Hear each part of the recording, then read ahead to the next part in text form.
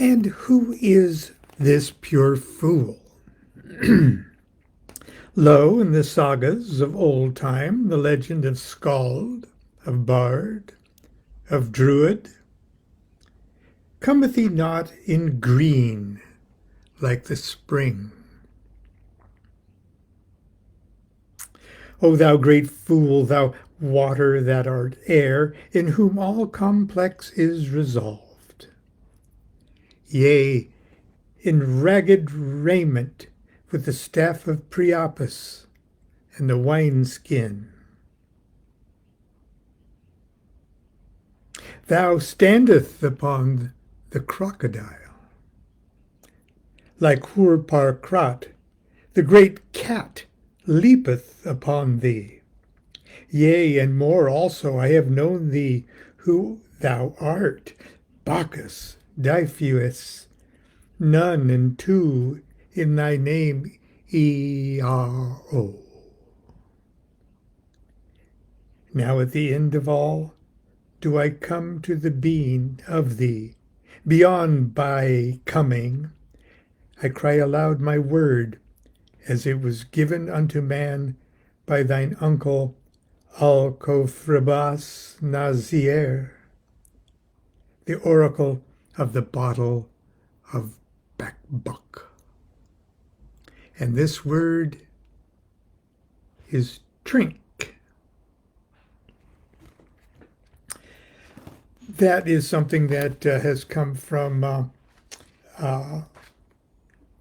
Crowley's Liber Aleph, which was dedicated or written for Frederick Cott concerning the green man. Bringing up the green man today because yesterday was Beltane Eve, or Walpurgisnacht. But the whole idea of the celebration is just sort of literally what comes naturally to the human organism, especially a human organism that's organized at least into some kind of a society of hunt or of agriculture, that we all sort of resonate to the same things. The sun comes up for us in the morning for you just like it does for me, and when the sun changes, it changes for you and me both. The Beltane thing is really the start of summer. And this is where it actually changes. And the summer solstice being the zenith of the whole thing. But today is the starting gun of summer. And just the opposite in the year from this starting gun of the summer is Samhain, or Halloween, which is the starting gun of winter. And both of these seasons have their particular visceral qualities that are stimulated in all of us.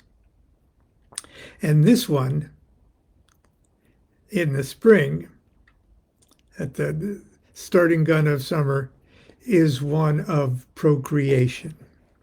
And we'll talk about that in just a second. It's always been so, well, it's a fertility, it's a fertility rite. Yeah, it's a fertility rite, but it's connected directly to our human organisms' synchronicity or harmony with the solar year itself, with what the sun is doing. That's why it seemed natural after a while that at this time of year, all of the old worn out light and vitality that we've had through this terrible, terrible winter season. Let's just start it new. Let's start afresh. Let's put out all of the old corrupted, degenerated fires. Put them all out, and then start a brand new, fresh, clean, newborn fire, and then we'll relight all of our hearth fires from that. Seems like a very logical, sympathetic, magic thing to do.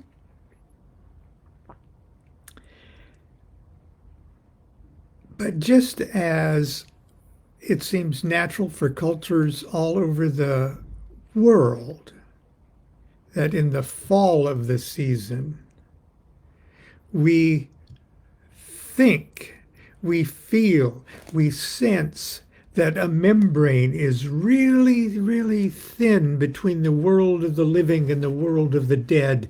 And at this time of year, whether you're in Polynesia or wherever on Earth, when the fall of your season, depending on you're above the equator or not,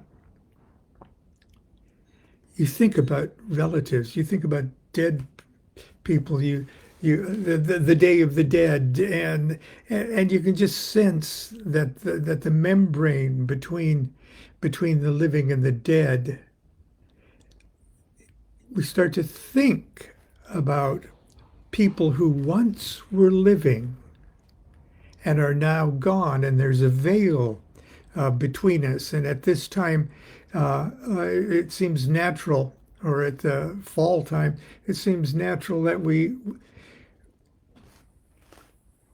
try to make peace with the dead and to give them comfort and to recognize their existence. But at this time of year, the veil is also thin. But in the springtime of year, the veil is thin if you're an unborn potential child to be. If you're the unborn instead of the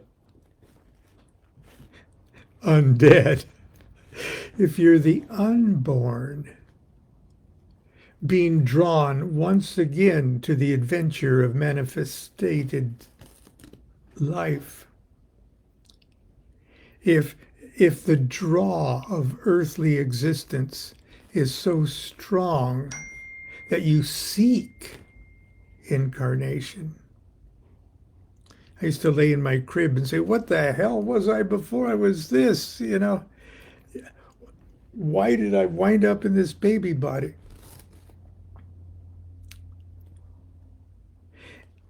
And the idea that an unborn child is parent shopping at this time of year,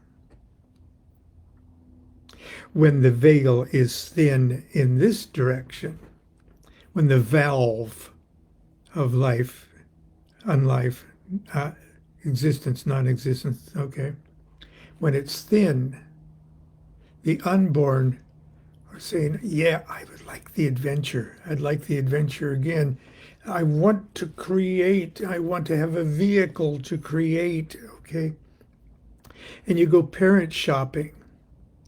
And the idea in our minds, anyway, that as we're parent shopping, we know that it takes two to give us a body to incarnate in. And we go parent shopping, and we're attracted to the perfume of lovemaking. We're attracted to the vibration of lust, if you will, between the two kinds of organisms, of which you would like to be one of those organisms too. And you often hear it described in, especially in Buddhist literature, where people remember previous incarnations and the space in between incarnations, that it's a sexual thing for the unborn child too. And of course, there's all sorts of Freudian things that can go with that, and that's probably a residual energy that comes through with that. But the idea of it actually developing into a cultural group community type thing is obvious in the religious activities of spiritual groups all around the world. So the idea of like in is it Rogers and Hammerstein that did Camelot? There is a song called "The Lusty Month of May," and I posted Vanessa Redgrave's version of it my Facebook page this morning. But if you could sort of imagine the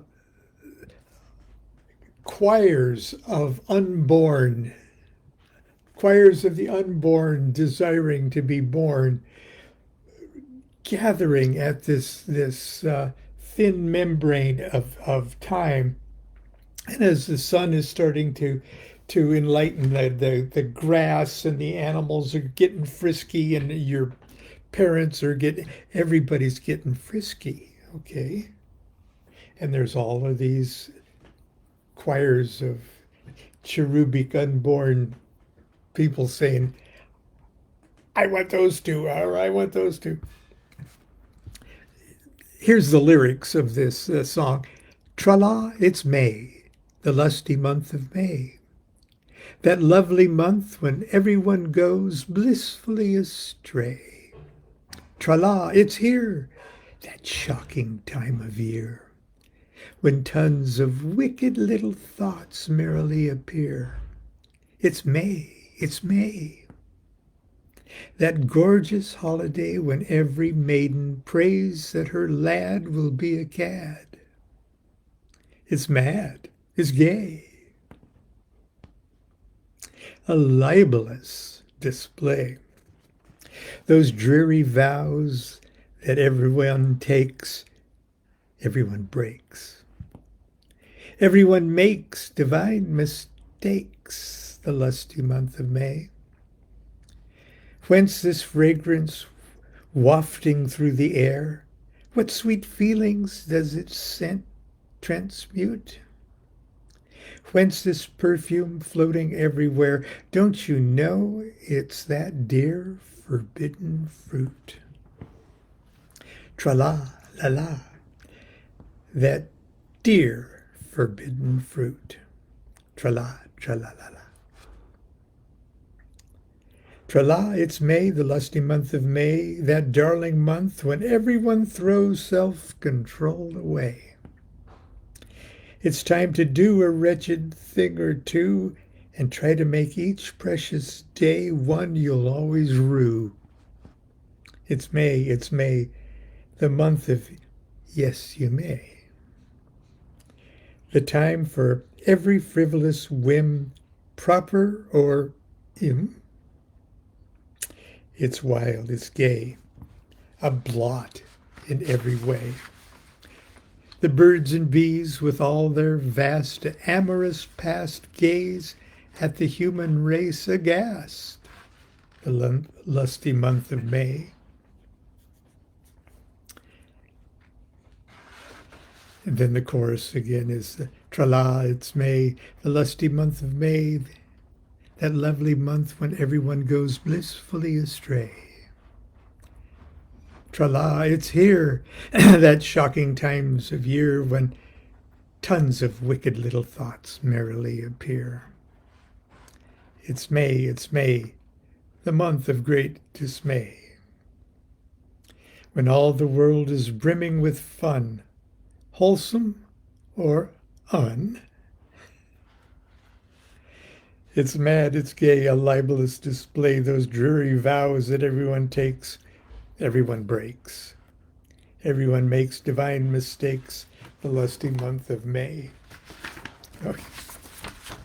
That's pretty cute. But I gotta admit, it's sort of pretty cute from a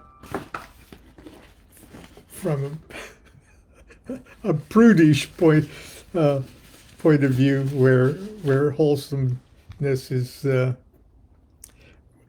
when big wholesomeness is perceived as naughtiness. Okay, but anyway, just thought I would share that with you this morning. Speaking of incarnations and people choosing their own parents, and it opens up questions concerning what is it that is actually providing a vehicle for an incarnating soul or a monad of consciousness to manifest in.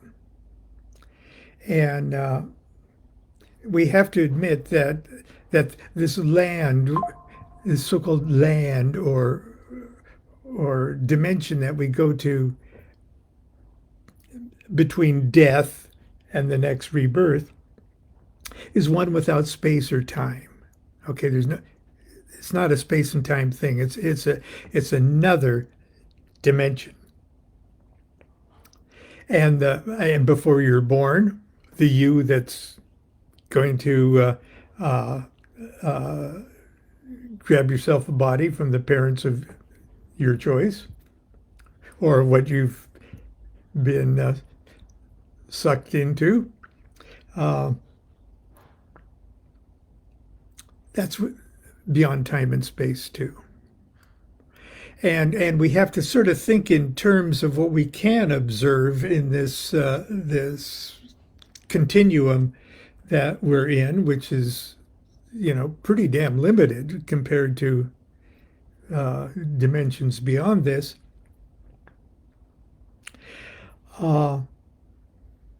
We have to sort of observe the phenomena of what's happening in seeds. Okay, you got a seed that you got an acorn. Okay, that acorn is the product of its parent oak tree, which came from an acorn, which came from an acorn, which came from an, okay, it stretches all the way back. And that seed has a potential of an infinite amount of oak trees in a future. Okay, and we're just looking at a snapshot, Venetian blind, okay, snapshot, when we just look at that one acorn. And we can dissect that acorn and try to see the mechanics of what is the secret of all of this. And at the very center of all of it is a nothing, or to all appearances, a nothing. A nothing in this dimension that contains the entire past and the entire future of infinite oak trees. That's what we're dealing with here. And the closest thing that we're playing with now is the DNA that we carry. DNA, which is like a Noah's Ark that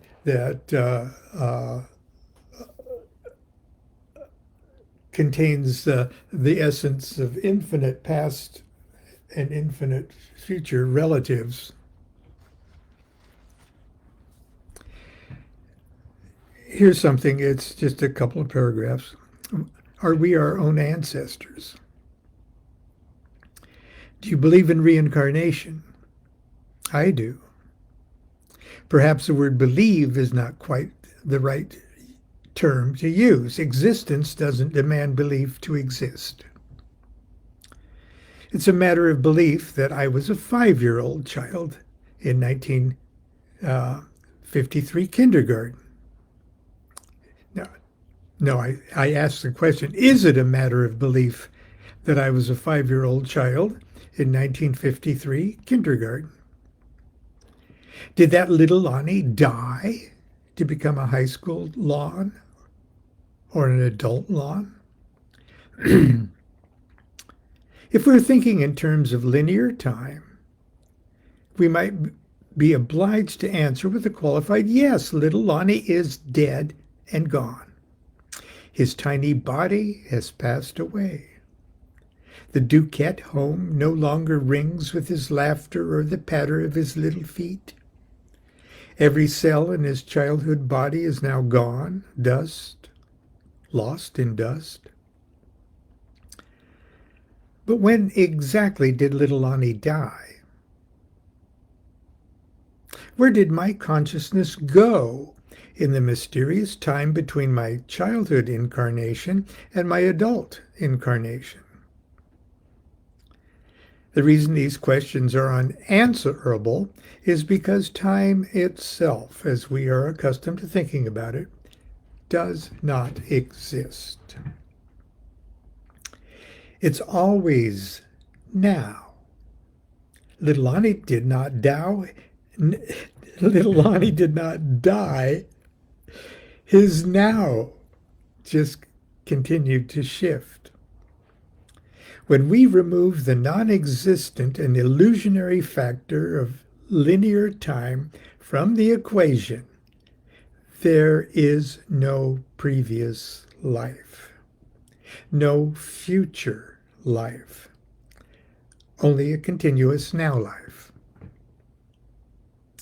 The fact that we're conscious of the perpetual nowness of life should be our first big clue that the nature of the cosmos, the nature of reality, the nature of existence itself is consciousness. Every new revelation of quantum physics reinforces this assertion. But in order for us to wrap our meat brains around this most self-evident yet frustrating abstract reality, we must invent for ourselves a flickering hide-and-seek game of consciousness we call life and death,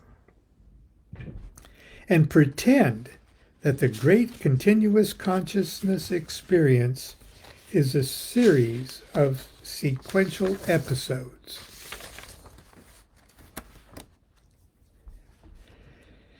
As a result of a number of crib memories and childhood visions and experiences too personal and complex to itemize here, I'm reasonably certain that I am my own great-uncle who died a few years before I was born.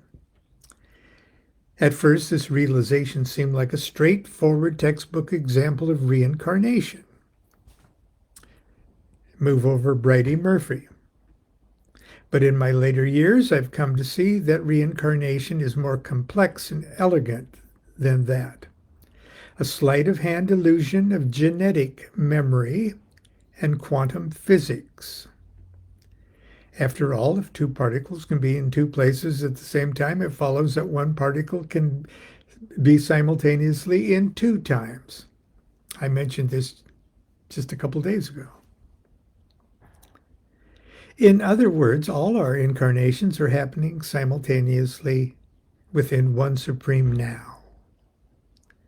And what we do to change our individual now changes both the past and the future.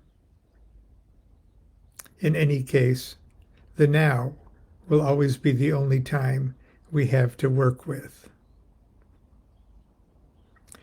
Every culture and civilization from prehistoric times to the present day engages in some form of ancestor worship. It seems as human beings, we're just hardwired to recognize and honor our ancestors. The idea I will leave you with in this little blog today is this. What if we are our own ancestors? What if our present efforts at self-perfection are serving to correct, repair, and redeem mistakes, missteps of our past, and improving our condition in the future? What if the plot of the hilariously profound movie Groundhog Day is at least in part an accurate view of the nature of time and our incarnational duties? It is possible that we'll wake up one day to realize that we are our own ancestors. Is it possible at the final great revelation that we are a single and supreme consciousness, and that for all eternity we've been each other all the time? Now, why am I bringing up this little essay to repeat this little essay for us? It's because I want us to think about, in the lusty month of May, when the lusty urge to lose our consciousness in the ecstatic act of procreation. What if we're only doing it to incarnate and attract ourselves once again through the membrane that separates the yet to be born from the living?